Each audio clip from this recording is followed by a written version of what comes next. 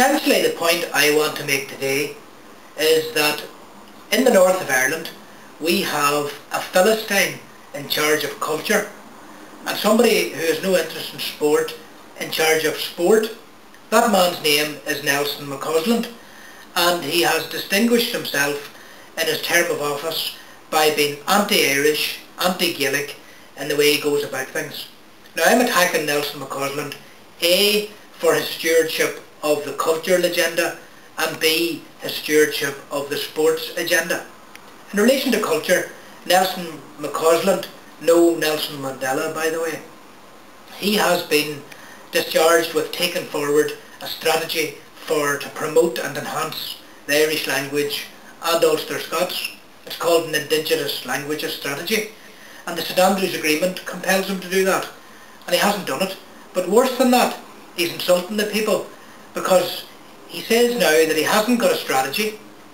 He says he hasn't got a draft strategy either, and then he said, would you allow me time to work on establishing high-level strategic priorities upon which a strategy will be based.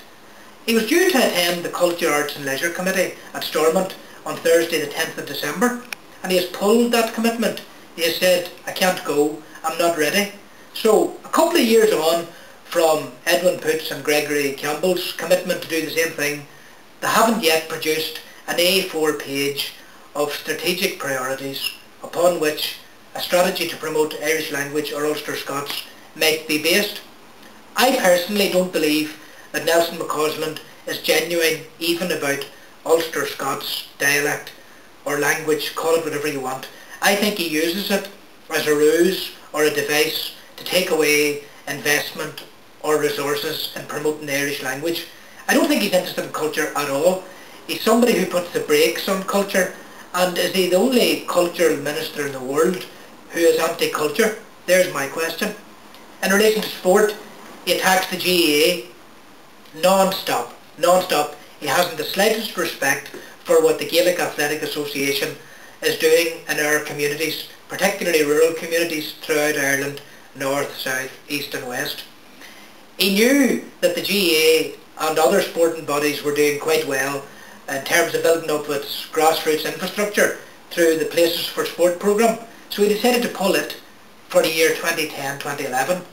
I believe that's discrimination against well-organised sporting clubs on the ground. Secondly then, he has practically insulted the GAA in every breath that he takes. So basically I'm saying, in the north of Ireland at this time, 2009, heading into 2010, do we have a Minister of Culture who is a Philistine, who doesn't appreciate culture, who is anti-culture, and a Sports Minister who has no interest in sport, i.e. Nelson McCausland?